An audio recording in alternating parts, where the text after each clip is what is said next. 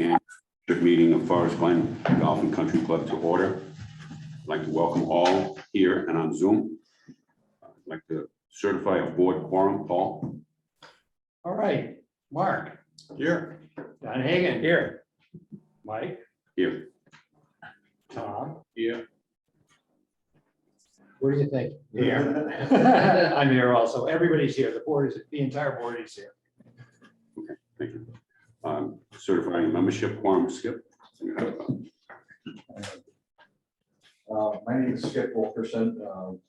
Allison and I are responsible for the master board election each year.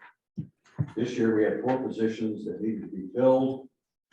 As it turned out, we had 4 candidates step forward to take these responsibilities, 3 incumbents and 1 new candidate.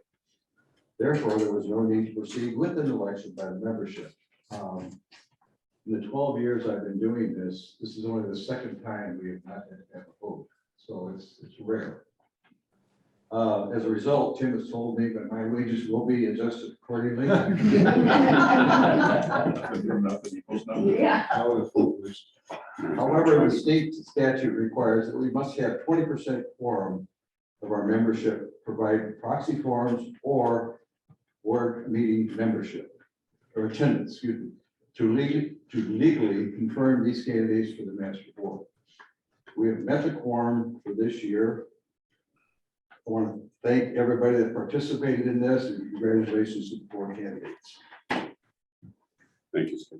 I'm going to move item 5 on the agenda to the end of the treasurer's report in item number 3, if that's okay with everyone. Sure. Don, treasurer's report. Okay.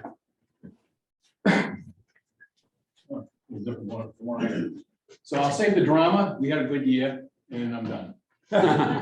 But we came out positive for the year. So we were ahead of budget by about $50,000.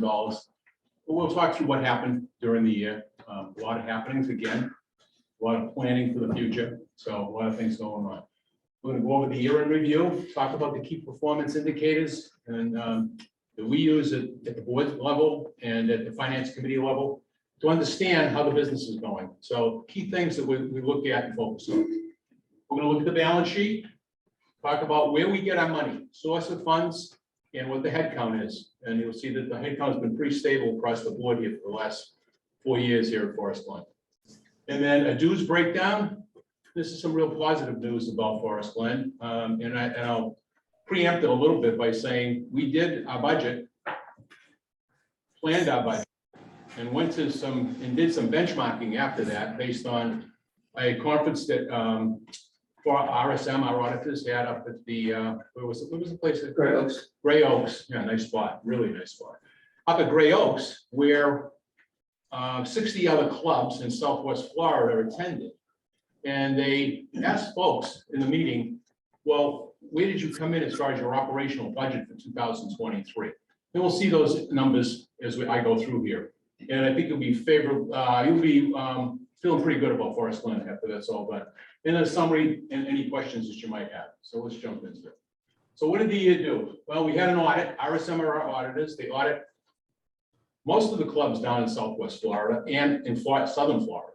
And our audit partner is a great person to bounce things off of because he's in this industry. He understands this industry. He knows what's going on. So he's a great person to use. And we use them a lot to understand what we should be doing and how we should be looking.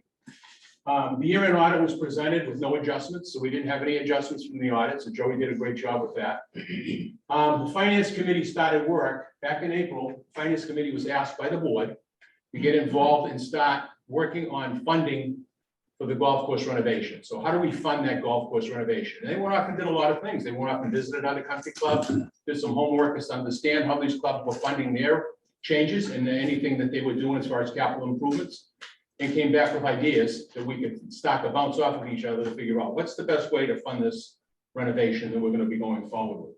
And we didn't have any numbers then. We didn't know what the cost was going to be. We had some ballparks. And of course, that stuff's been firmed up. Anybody that went to that meeting on Monday can understand where we are with it, what the cost is going to be, and how we are planning to fund it. Then we started the budget process in May. So we have a long budget process here at Forest Glen, kind of like most corporations. It takes like 6 months to get to the end. So we started the process in May with some guidelines, a schedule, and some assumptions. Then in July, we were able to clean up 2 delinquencies, which was very beneficial for the club. We got our reserve study back from Drew Isaacs back in August. We had the budget workshop with the finance committee. So we have a step process here when it comes to reviewing the budget. The budget first goes to the finance committee. They punch it, they challenge it, they question it. And then from there, after they're done with it, we then have a workshop with the board. Where's that? Down in here. We have a workshop with the board. And then it goes to final approval after the board's been through their workshop, have their comments included, and then approval. One thing I haven't spoke about yet is, we did have a hurricane. So like every 5 years, we have a hurricane that starts with an I. So 5 years from now, if there's an I coming through the alphabet, dangerous. Irma, now this one. We were closed for 7 to 10 days. So, I mean, given our results and what we had to go through, it wasn't near as bad as Irma was from a refuge point of view and the damage that it did on the course. But we were closed for 7 to 10 days. Then the board approved the budget in November. We have now currently just 2 delinquencies on the books. We had 3 going into the year, and our positive position at the end of the year was $53,000. So a good year. Next. These are the core key performance indicators that we use to kind of measure what's going on, at least get a quick snapshot as to what's happening. Rounds of golf, pretty much in line with, a little way over budget, but pretty much in line with 2021. Revenue was up, as you can see. It was up about 9%. The one thing that I'd like to call your attention to is, if you notice the Eagles Nest is busy and dining room is busy, we're open 7 nights a week, things are going good. You're really reading it right. We're up over 40% from 2021 in the amount of food and beverage that we've served and revenue from that. So huge growth. We're almost a $2 million operation when it comes to food and beverage. And this is a congratulations for the chef. The chef's doing a fine job with food, and she's keeping the cost down. So she's doing both. Because the prices are going up, we have to balance. It's a balancing act. But right now, the cost of goods for food is about 50 cents. So for every dollar that we charge you, 50 cents goes into the raw material, so to speak, and the rest is in labor. Payroll and related costs, they were up only 8%, and then operating expenses were up 9%. So you can see some of these numbers.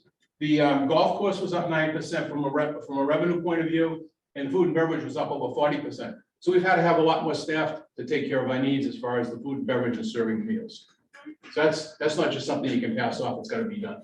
People have to serve you. As far as home sales, we sold 56 homes based on a budget of 45. We had 69 the year before. We didn't spend all our capital money, and we ended up with 53,000. One thing that's really changed here at Forest Glen since COVID hit, back in 2020, we had 135 private cars. Today, we have 80 more private cars. So you see a lot more cars floating around. It's not your imagination. There really are a lot more cars. So 215, that was the opening of business in 2013, private cars. Those are the key performance indicators. Jump on to the next one, Joey. Our balance sheet. We have a sound, strong balance sheet. Reserves, we have right now in the reserve account, we have $4.5 million. And on those dollars will be used in the golf course renovation project, of which we've already used some money for two efforts that we're doing. The golf course renovation, where we put a down payment in on grass, the deposit. We have a master plan that we're working on for strategic planning. So we've got some CIP going there, construction in process. And then we also have put a down payment down, or put a deposit down on the pump station that we're going to be moving at the end of next year, early next year. So if you really looked at where we are with reserves and what the balance would have been if we hadn't done those things, we'd be around $4.8 million in the reserve bucket. Again, very sound balance sheet. Owner equity is $10 million based on a $13 million total liabilities and capital. All right.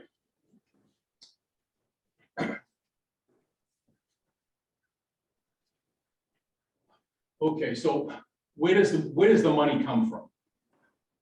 As you can see, there's been a bit of a shift because of the size. When I talk about the revenue that's coming in from golf and from food and beverage, back in 2020, 66% of funding for supporting Forest Glen came from the membership, came from our dues, what we paid in. Today, this year, it was only 57%, so down almost 10%. And that's really driven by people staying here, people eating here, and the business has grown. We come from a $7 million business to over an $8.5 million business operation. So a lot of growth here at Forest Glen, a lot of growth. How much bigger we'll get, God only knows, but again, it's a challenge when you're looking at the food and beverage side of it, to do what we're doing and accommodate. Like I said, $1.9 million in food and beverage. When it comes to headcount, back in 2020, one of the big problems is we can't get people. We had 83 people, of which were 10 were the H2B people. Today, and last year, we had 74. Again, that was a result of just not being able to hire people and fill roles, a lot on the golf course side. And we had 13 H2Bs. And as you can see in this year, last year, 2022, we're up to 15 H2Bs.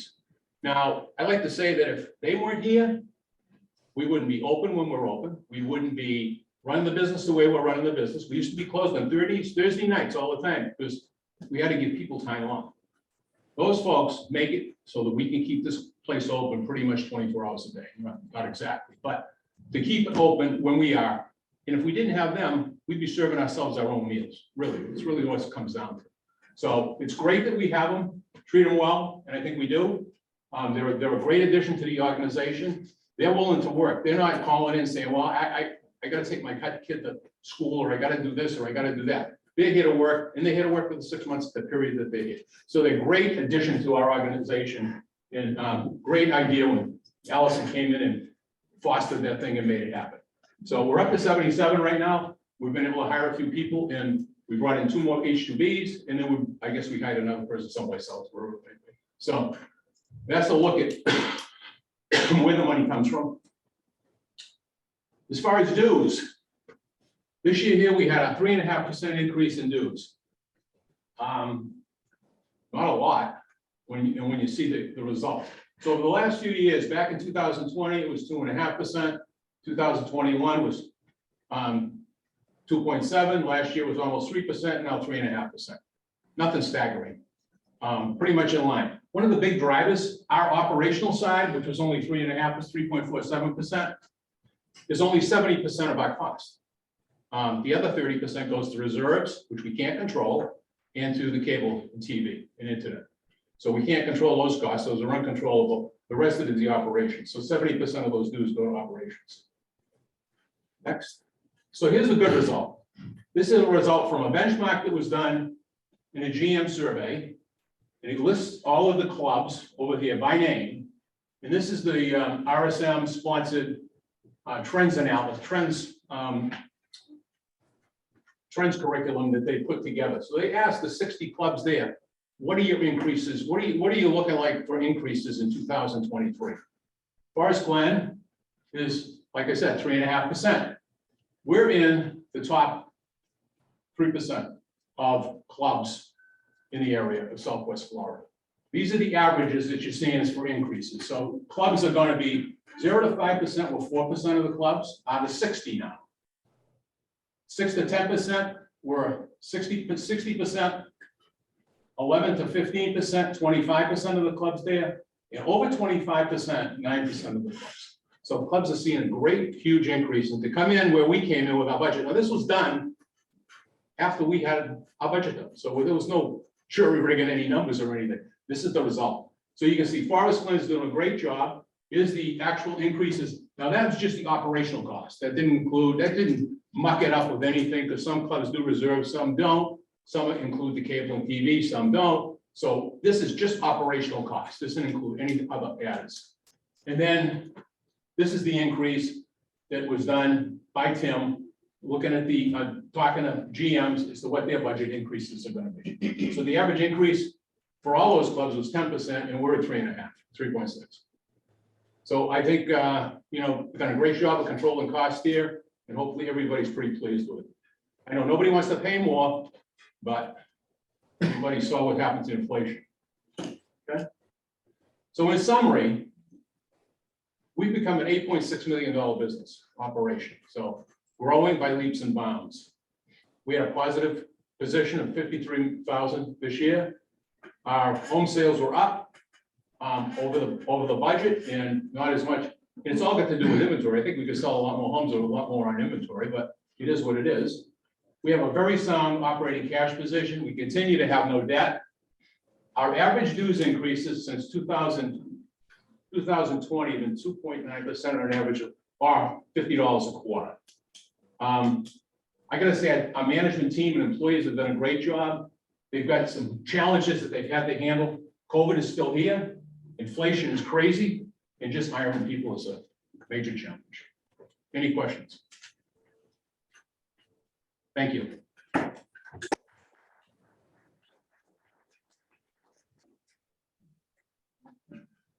Make a motion. Sure. Please do. So I'd like to make a motion that we roll over the final audited income from 2022 to add to the board restricted funds, which can be used for future items as needed. A motion, do I have a second? Second. Discussion? Hearing none, all those in favor signify by saying aye. Aye.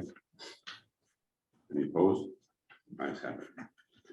Thank you, I appreciate it. Okay, President's report. Tom took some of my thunder. We didn't coordinate this very well. I would suggest that you just saw that we had a very successful financial year.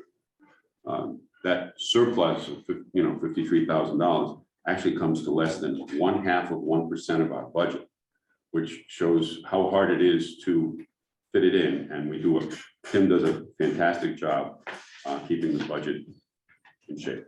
So that, we meet budget. We've met it every year that I've been on the board. So I think he's done it every year he's been here. So again, Tom did say we put a down payment on grass, and that grass is paspalan, not any other grass. Okay, we did that because we have to we're going to do the rest of the golf course. It's going to be paspalan, so we had to reserve it in advance. So don't start rumors that we went out and made a decision already. Okay.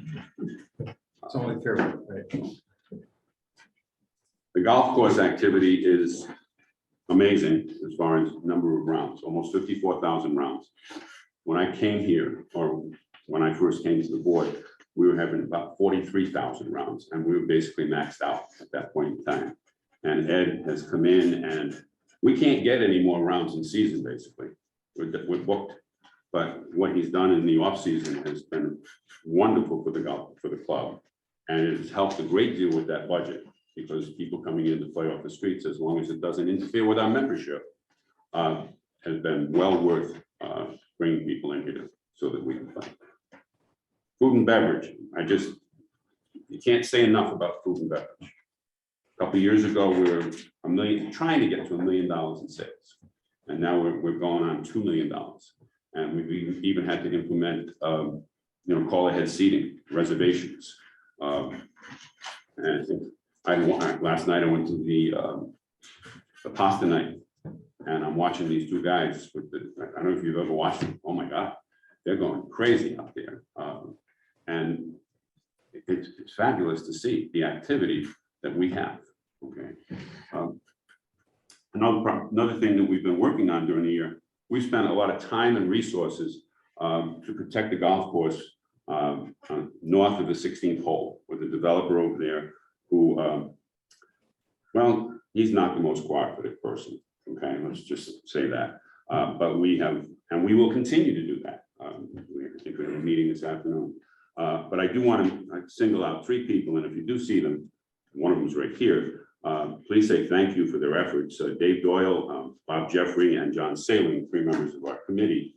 2 of those are attorneys, by the way, so our meetings last a long time. David is constantly on the computer looking things up on things that they've filed with the county, and he is all over this for us and does a great job. Golf course renovation planned for the summer of 2024 has been well received so far. We did our first presentation the other day, and the results of the first poll were basically 150 people for and 25 people against. That's an approximation, okay? And there was some no and undecideds, but the board also approved a new member amenities capital contribution of $3,500 recently, and it starts February 1st to help defray some of the costs of the golf course renovation, should it pass, okay? Recent thing that just came up is the golf course ranked number 2 for the best golf courses in Florida, and there were more than 69,000 reviews, okay? I'd like to congratulate the entire staff for a fabulous year, and for Tim being on the phone and putting in all those reviews. You know, my spare time. Well, Tommy was there too. Yeah. Okay, and that basically concludes my report, unless you have any other questions. Okay, hearing none. Let's see. We do that. Skip, you're up again. We have election of the board. There you go. He sort of already announced it. You already announced Already it? announced Okay. Yeah. Should we move that? That's it. That's it. All right. I'd like to welcome the new freshman class to the board. Okay, I'll entertain a motion. to adjourn. So moved. I have a motion Second. and a second. All those in favor signify by saying aye. Aye. Opposed? Yes. Thank you. Good meeting. Perfect. That's the shortest one we've ever had. Shortest annual meeting ever on record.